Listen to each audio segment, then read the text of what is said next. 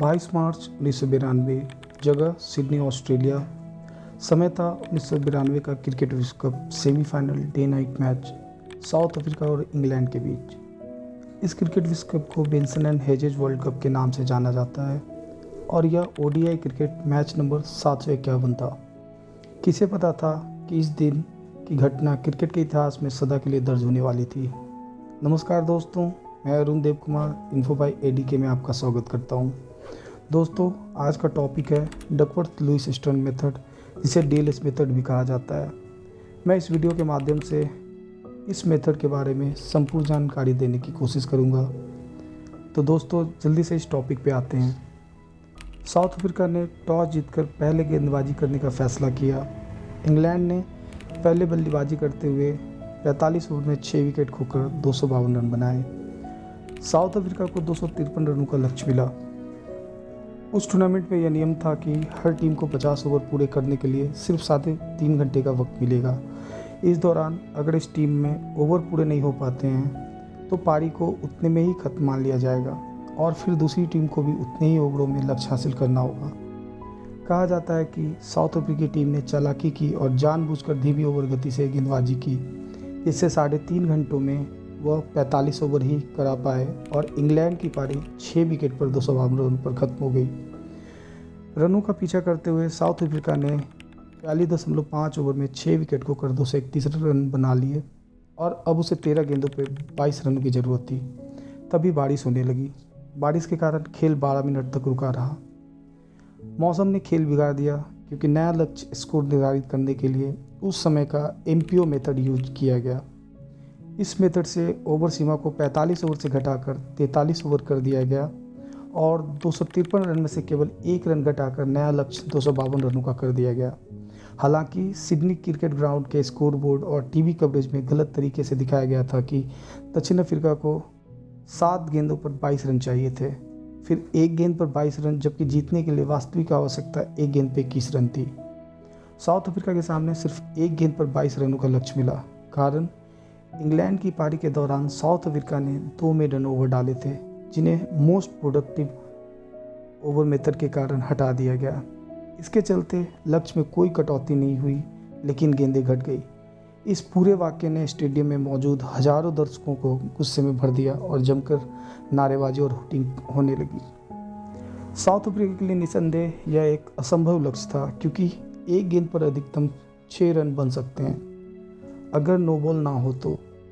South Africa यह score नहीं बना पाया और सेमीफाइनल से बाहर हो गया। इंग्लैंड यह मैच रिवाइज टारगेट के अनुसार 19 रनों से जीत गया। करीब 22 सालों तक अपने ही देश की रंग भेद नीतियों के कारण क्रिकेट जगत से बहिष्कार झेलने वाले साउथ अफ्रीका को पहली बार 1992 में क्रिकेट वर्ल्ड कप में हिस्सा लेने का मौका मिला। यह वर्ल्ड कप ऑस्ट्रेलिया और न्यूजीलैंड में संयुक्त रूप से हुआ था। सबको चौंकाते हुए अपने पहले ही वर्ल्ड कप में अफ्रीकी टीम एक मजबूत दावेदार बन गई थी और पहली बार में ही सेमीफाइनल में पहुंच गई थी। यह मैच विवादों में आया। उस समय खूब सुर्खियां बटोरी, जिसके कारण इस नियम की खामियों को प्रसिद्ध रूप से प्रकाश में लाया गया। वर्षा से बाधित मैचों के लिए उस समय के मौजूद जितने भी मेथड थे उनमें कई खामियां थी, जिसके कारण लक्ष्य असंभव या अनिर्णायक मिलते थे।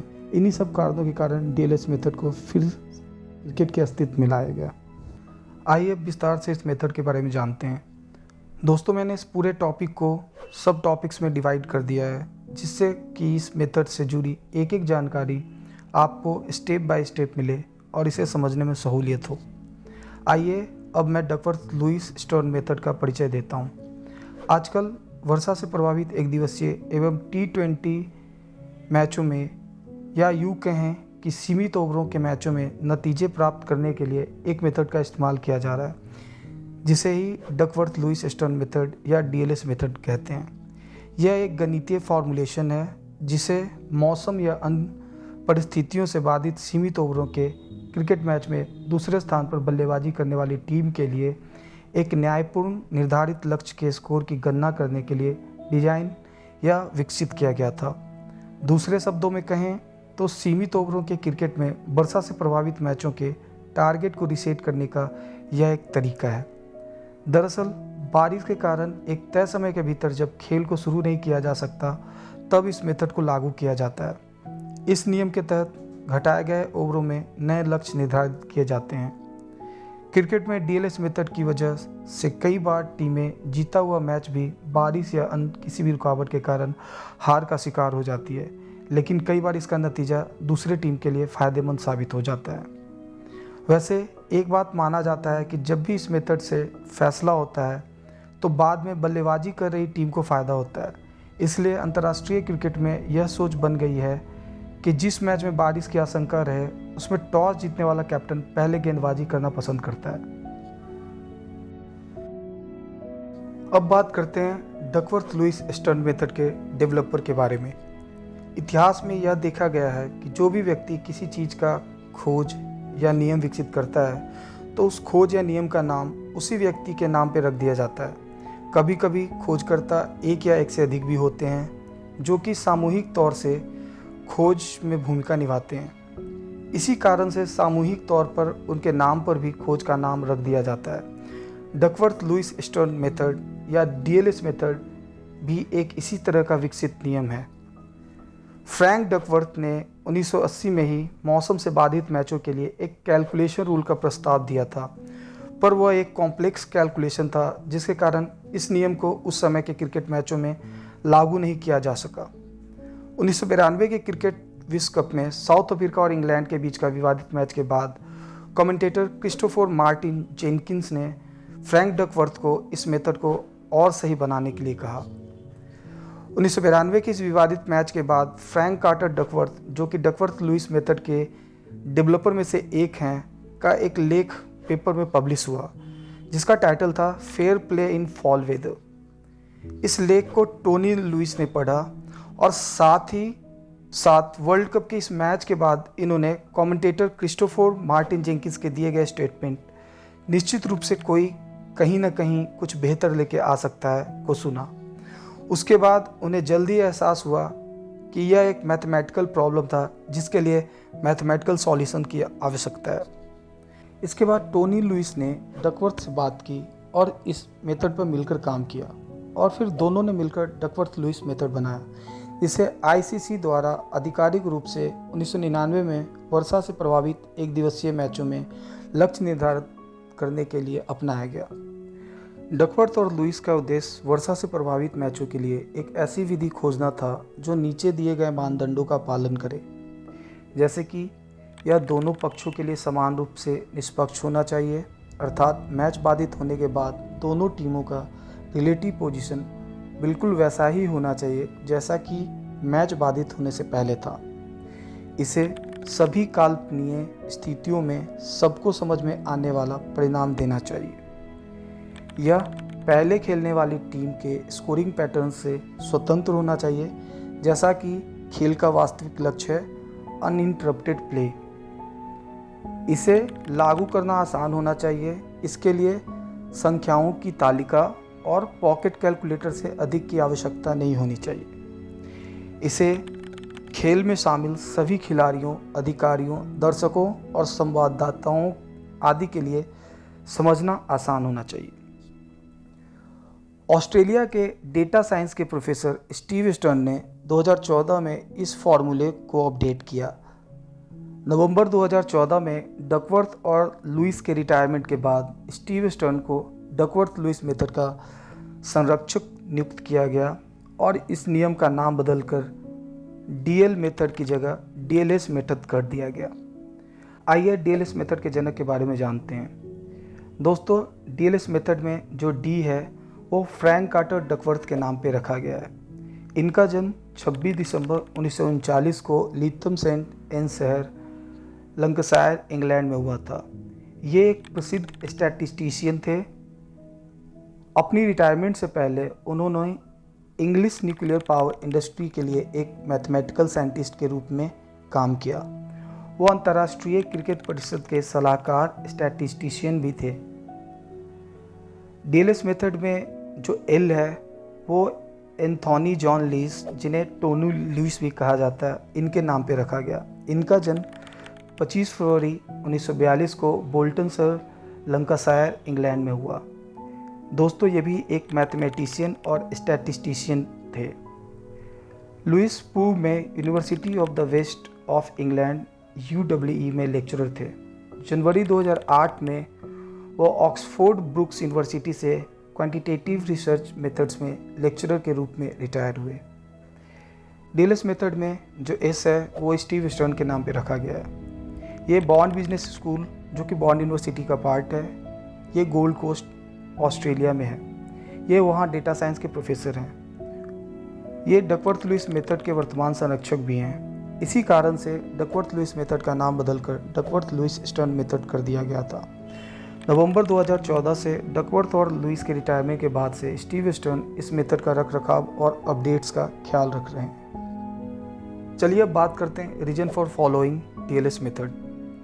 लोगों में क्रिकेट के प्रति आकर्षण बढ़ता जा रहा है क्योंकि अब यह लगभग हर देश में व्यापक रूप से खेला जा रहा है। फुटबॉल और रग्बी वर्ल्ड कप के बाद क्रिकेट दुनिया में सबसे लोकप्रिय खेल के रूप में पहचाना जा रहा है। जब बारिश के कारण मैच में बाधा आती है तो खेल का मजा प्रभावित होता है। वर्षा से बाधित मैच के लक्ष्य स्कोर निर्धारण करने के लिए डीएलएस मेथड का प्रयोग करने के पीछे का कारण यह है कि इससे पहले जितने भी मेथड थे उनमें कई खामियां थी, जिसके कारण लक्ष्य असंभव या अनिर्णायक मिलते थे। 1992 का क्रिकेट विश्व कप साउथ अफ्रीका और इंग्लैंड के बीच का विवादित सेमीफाइनल मैच इसका एक जीता जागता उदाहरण है। डीएलएस अभी के समय में एकमात्र सबसे सटीक उपलब्ध विकल्प है। हालांकि इस मेथड के तहत दिए जाने वाले लक्ष्य या नतीजों को लेकर अक्सर आलोचना होती रही है, लेकिन हकीकत यह भी है कि इस मेथड के अलावा अन्य कोई भी मेथड बारिश या अन्य कारणों से बाधित मैचों के मुकाबलों में नतीजे देने में खड़ी नहीं उतर पाई है। अभी तक बारिश से प्रभावित मैचों में इस मेथड का इस्तेमाल लगभग 300 से ज़्यादा बार किया जा चुका है। इसका अंदाज़ा आप इसी बात से लगा सकते हैं कि इसके अलावा और कोई भी मेथड उपयुक्त नहीं पाया गया, तभी जाकर अंतर्राष्ट्रीय क्रिकेट मैचों में इसका इस्तेमाल इतनी बार हुआ है। बीते 4 वर्षों के अंतर्राष्ट्रीय क्रिकेट के स्कोरिंग पैटर्न को फॉर्मूले में इस्तेमाल किया जाता है। हर साल 1 जुलाई को नया डेटा रिकॉर्ड में जोड़ा जाता है। इसका मतलब है कि हर साल डीएलएस मेथड को और इम्प्रूव किया जा रहा है, जिससे कि इसकी सटीकता बरकरार रहे। डकवर्थ लुईस मेथड कोई नई चीज़ नहीं है, बल्कि क्रिकेट में इसका इस्तेमाल दशकों से होता आया है। सबसे पहले डकवर्थ लुईस मेथड का इस्तेमाल अंतर्राष्ट्रीय क्रिकेट में 1 जनवरी 1997 को जिम्बाब्वे वर्सेस इंग्लैंड के एक दिवसीय मैच में हुआ था। इस मैच में जिम्बाब्वे की टीम डकवर्थ लुईस मेथड के तहत 7 रनों से विजयी हुई थी। आईसीसी ने इसे 1999 में अडॉप्ट कर 2001 में आधिकारिक तौर पर स्वीकार किया था। क्रिकेट में लागू होने के बाद यह नियम बेहद सटीक माने जाने लगा और आज भी यह प्रयोग में है। भारत के लिए सबसे पहले इस मेथड का इस्तेमाल 6 फरवरी 2006 को इंडिया वर्सेस पाकिस्तान के मैच में हुआ था। इंडिया एक दिवसीय और टेस्ट मैचों की सीरीज खेलने पाकिस्तान गया हुआ था।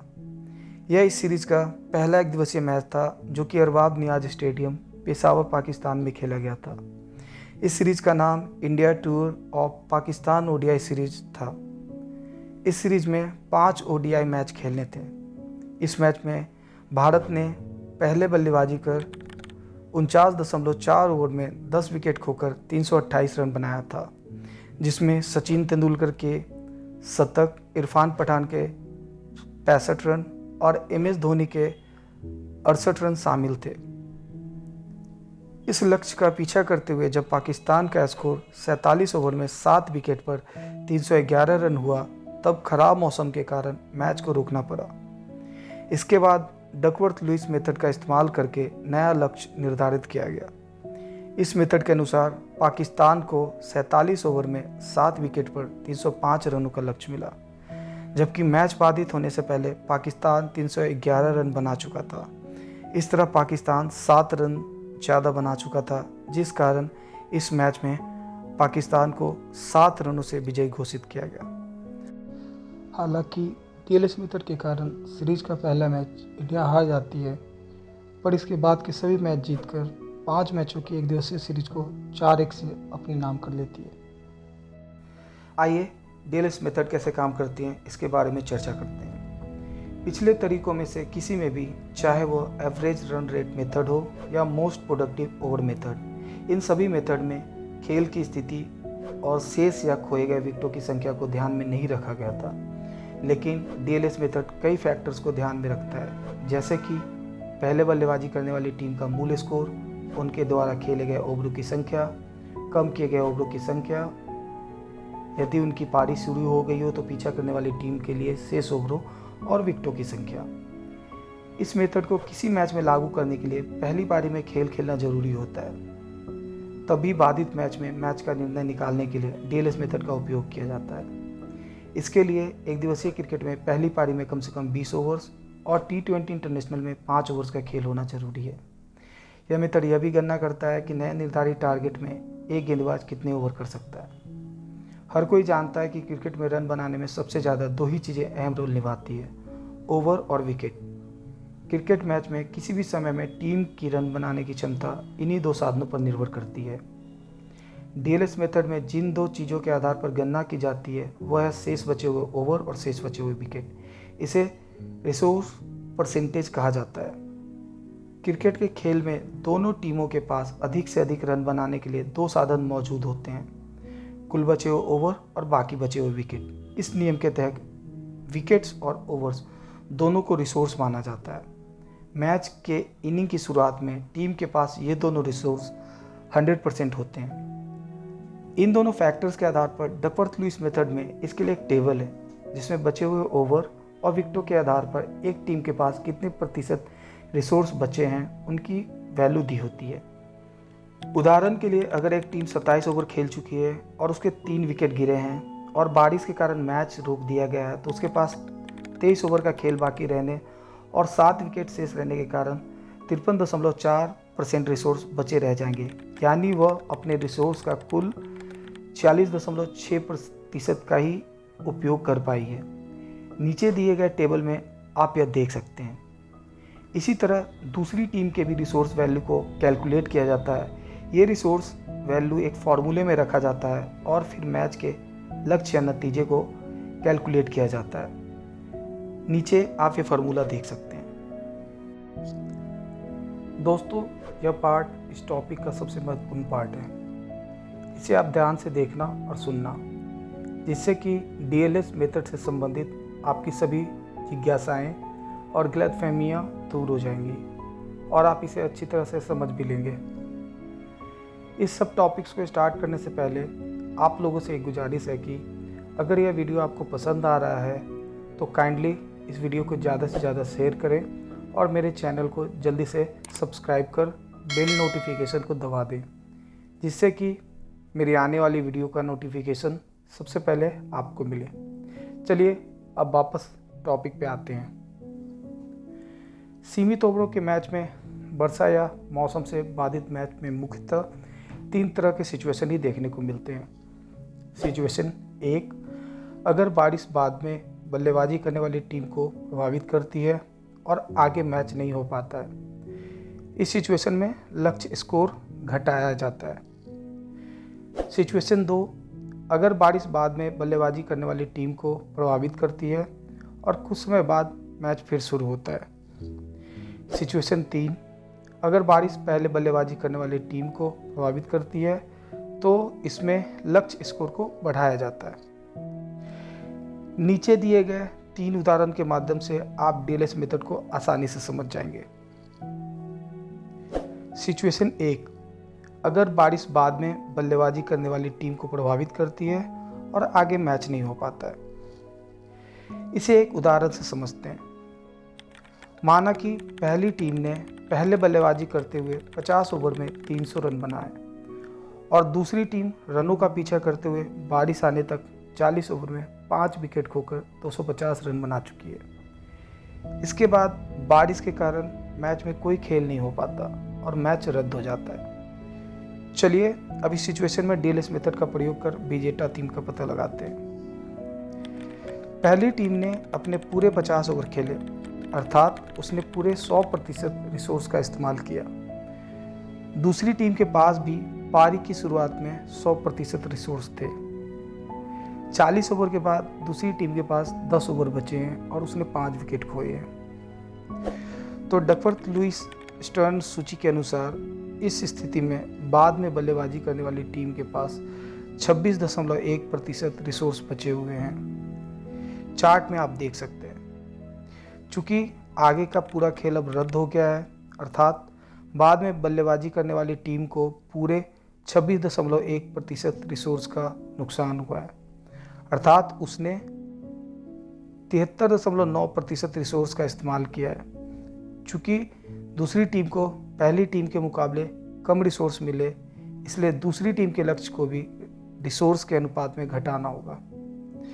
पहले बल्लेबाजी करने वाली टीम का स्कोर है 300 रन, बाद में बल्लेबाजी करने वाली टीम 2 द्वारा उपयोग किया गया रिसोर्स है 73.9% और टीम 1 द्वारा उपयोग किए गए रिसोर्स है 100%। अब डीएलएस मेथड के फॉर्मूले में इन सारे वैल्यू को रखते हैं। इस प्रकार से अब दूसरी टीम का लक्ष्य होगा 222 रन, लेकिन दूसरी टीम पहले ही 250 रन बना चुकी है। इस प्रकार डीएलएस मेथड के तहत दूसरी टीम को 28 रनों से इस मैच का विजेता घोषित किया जाएगा। अब सिचुएशन 2 की बात करते हैं। अगर बारिश बाद में बल्लेबाजी करने वाली टीम को प्रभावित करती है और कुछ समय बाद मैच फिर शुरू होता है। इसे भी एक उदाहरण से समझते हैं। माना कि पहली टीम ने पहले बल्लेबाजी करते हुए 50 ओवर में 300 रन बनाए और दूसरी टीम रनों का पीछा करते हुए बारिश आने तक 40 ओवर में 5 विकेट खोकर 250 रन बना चुकी है। थोड़ी देर बाद बारिश रुक जाती है और 5 ओवर का समय बर्बाद हो जाता है। आइए अब इस सिचुएशन में डीएलएस मेथड का प्रयोग कर नया लक्ष्य स्कोर निर्धारित करते हैं। चूँकि जब बारिश शुरू हुई थी तब दूसरी टीम ने 40 ओवर में 5 विकेट पर 250 रन बनाए थे, अर्थात उसके पास 10 ओवर और 5 विकेट बचे थे। इस तरह से डीएलएस सूची के अनुसार उस समय उसके पास 26.1% रिसोर्स बचे हुए थे। दोबारा खेल शुरू होने पर अब उसके पास 5 ओवर और 5 विकेट बाकी है, अर्थात उसके पास 15.4% रिसोर्स बचे हुए हैं। इसका मतलब है दूसरी टीम को 10.7% रिसोर्स का नुकसान हुआ और उसे अब कुल 89.3% रिसोर्स मिल रहे हैं। इस प्रकार पुनः एक बार दूसरी टीम को पहली टीम के मुकाबले कम रिसोर्स मिल रहे हैं, इसलिए दूसरी टीम के लक्ष्य स्कोर को घटाना होगा। पहले बल्लेबाजी करने वाली टीम 1 का स्कोर है 300 रन, बाद में बल्लेबाजी करने वाली टीम 2 द्वारा उपयोग किए गए रिसोर्स है 89.3% और टीम 1 द्वारा उपयोग किए गए रिसोर्स है 100%। अब डीएलएस मेथड के फॉर्मूले में इन सारे वैल्यू को रखते हैं। इस तरह से दूसरी टीम का नया लक्ष्य स्कोर होगा 268 रन। अतः दूसरी टीम को जीत के लिए अब 268 रन बनाने होंगे। चूँकि यह 5 विकेट खोकर 250 रन बना चुकी है, इसलिए अब जीत के लिए 5 ओवर में इसे 18 रन और बनाने होंगे।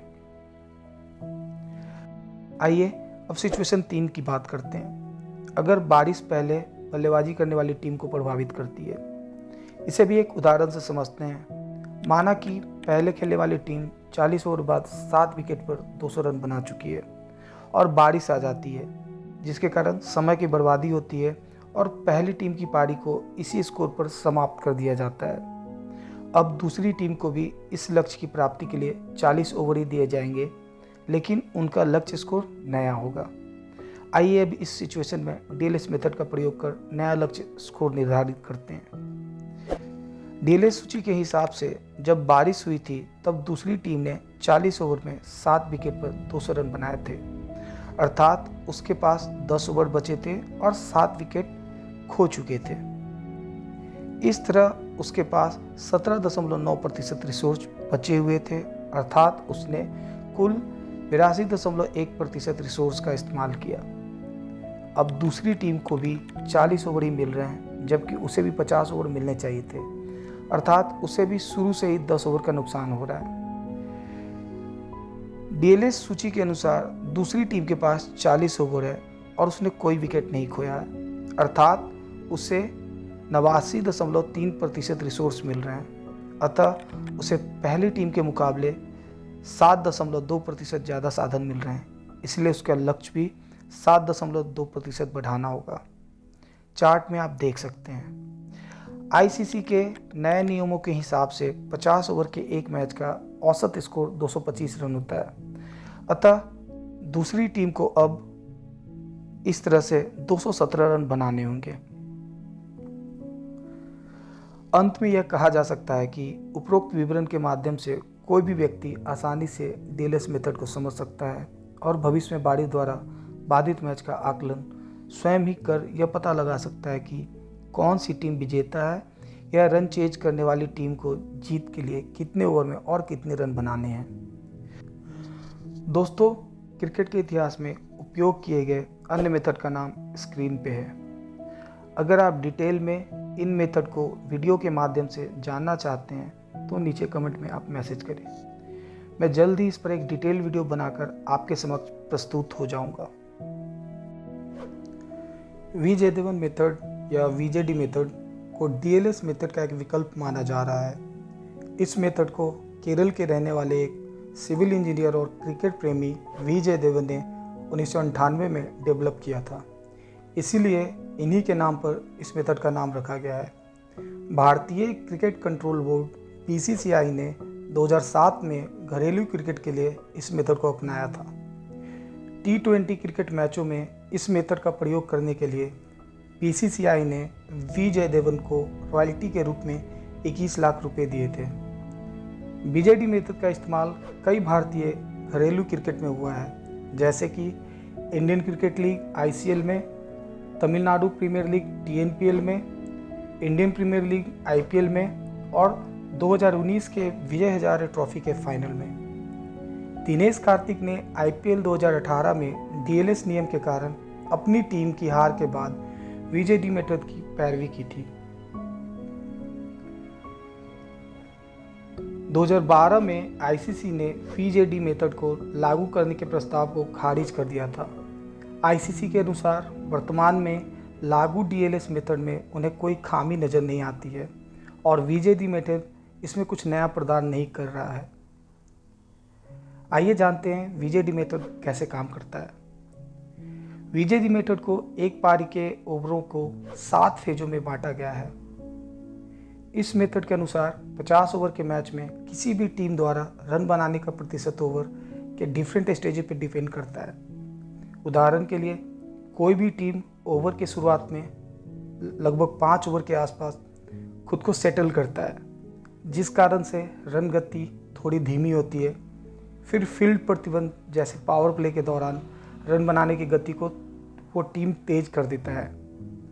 फिर बीच के ओवरों में अच्छी पार्टनरशिप से विशाल स्कोर निर्धारण करने के लिए खुद को स्टेबलाइज करता है और फिर लास्ट के बचे ओवरों में रन बनाने की गति को और तेज कर देता है। दोस्तों, इंटरनेशनल क्रिकेट में जिस भी मेथड का प्रयोग पहले किया जा चुका है या वीजेडी मेथड, जिसे कि डीएलएस मेथड के विकल्प के रूप में देखा जा रहा है, पर 20 से 30 मिनट की एक अलग से वीडियो बन सकती है। इस वीडियो में इन मेथड को विस्तार में बताने से वीडियो बहुत लंबी हो जाएगी और आप लोग बोर हो जाओगे। अगर आप लोगों को डिटेल में इन मेथड्स के ऊपर बना वीडियो चाहिए तो कृपया कर नीचे कमेंट में लिखें। आइए अब इस मेथड से जुड़े कंट्रोवर्सी की बात करते हैं। क्रिकेट जानकारों के अनुसार क्रिकेट की दुनिया में अगर कोई अनसुलझी पहेली है तो वो है डीएलएस मेथड, जिसे समझ पाना क्रिकेट खिलाड़ियों के साथ साथ इस खेल के दर्शकों के लिए मुश्किल ही नहीं, नामुमकिन सा नज़र आता है। जेंटलमैन्स गेम के रूप में पहचान रखने वाले क्रिकेट को विवादों के घेरे में खींचने का काम इस मेथड ने बहुत किया है। क्रिकेट में डीएलएस मेथड फुल प्रूफ नहीं है, हालांकि यह किसी भी अन्य मॉडल की तुलना में उद्देश्य को सही ढंग से पूरा करता है, लेकिन इसकी अपनी ही खामियां हैं। सबसे पहले, यह ओवरों की तुलना में विकेटों को अधिक महत्व देता है। यह टीमों को पीछा करने के लिए बेहतर स्थिति में रखता है, भले ही वो एक बड़े लक्ष्य का पीछा कर रहे हो, क्योंकि तब वो जानबूझकर अपने रन स्कोरिंग को धीमा कर सकते हैं। दूसरी आलोचना यह है कि यह वनडे के लिए डिज़ाइन की गई है और T20 के लिए काम नहीं करती। एक और तर्क जो DLS मेथड के खिलाफ जाता है वह यह है कि इसे समझना बेहद मुश्किल है, यहाँ तक कि एक क्रिकेट प्रेमी के लिए भी। क्रिकेट में DLS से जुड़ा हालिया विवाद IPL T20 इंटरनेशनल 2023 का final match Gujarat Titans versus Chennai super Kings का है। IPL 2023 का T20 का फाइनल मैच गुजरात टाइटंस और चेन्नई सुपर किंग्स के बीच भारी बारिश के बीच हुआ। CSK ने टॉस जीतकर पहले गेंदबाजी का फैसला किया। गुजरात टाइटंस ने 20 ओवर में 4 विकेट खोकर 214 रन बनाए, जब CSK ने 3 गेंद खेलकर 4 रन बनाए था कि फिर से बारिश आ गई। इस मैच में रुक रुक कर बारिश होने के कारण DLS मेथड का इस्तेमाल कर CSK को 15 ओवर में 171 रनों का संशोधित लक्ष्य दिया गया। इस रोमांचक फाइनल मुकाबले में CSK ने 15 ओवरों में 5 विकेट खोकर 171 रन बनाकर ये मैच जीत लिया और 2023 का IPL अपने नाम कर लिया। कई प्रशंसकों को लगा कि यह अनुचित था, क्योंकि इस मैच में DLS मेथड के कारण बारिश से पहले के लक्ष्य में से 5 ओवर के साथ 43 रन घटाए गए, जिससे चेन्नई को भारी फायदा मिला और वह मैच जीत गया। क्रिकेट के खेल में बारिश या मौसम के बाधा डालने के बाद खिलाड़ियों के खेल से ज़्यादा अगर किसी चीज़ की चर्चा होती है तो वो है DLS मेथड। यह वो मेथड है जिसके आधार पर खिलाड़ियों का खेल गणित के फॉर्मूले और आंकड़ों के बीच उलझ सा जाता है। इसी कारण से इसकी आलोचना करते हुए एक क्रिकेट समीक्षक ने कहा था कि ये नियम दुनिया में केवल 2 लोगों के समझ में आया है, पहला डकवर्थ और दूसरा लुइस। ऐसे में अब डकवर्थ इसे समझने वाले अकेले इंसान रह गए हैं, क्योंकि 15 मार्च 2020 को इस नियम के डेवलपर्स में से एक टोनी लुइस का निधन हो गया था। वो 78 ईयर्स के थे। वैसे तो इंटरनेट पे DLS मेथड से जुड़े वीडियोज, आर्टिकल्स, जर्नल्स और रिसर्च पेपर्स भरे पड़े हैं, पर आज की इस बिजी लाइफ में सभी को इतना टाइम नहीं मिल पाता कि इन्हें इकट्ठा करें और पढ़ें। इस चैनल का उद्देश्य यही है कि आप लोग तक किसी भी टॉपिक की जानकारी बस एक वीडियो के माध्यम से दी जाए, जिससे कि आपकी उस विषय के जानने के बारे में उत्सुकता पूरी हो और आपका समय बचे। दोस्तों, आशा करता हूँ कि आपको यह वीडियो पसंद आया होगा। मैंने पूरी कोशिश की है कि इस एक वीडियो में इस विषय से संबंधित संपूर्ण जानकारी आप लोगों को मिले। अगर जाने अनजाने में कोई भूल हो गई हो तो इसके लिए क्षमा चाहता हूँ। आप लोगों को किसी भी टॉपिक पे जानकारी भरा वीडियो चाहिए तो आप नीचे कमेंट कर सकते हैं या मुझे ईमेल कर सकते हैं। आप लोग खुश रहें, स्वस्थ रहें और यूं ही अपने ज्ञान को बढ़ाते रहें। धन्यवाद। जय हिंद, जय भारत।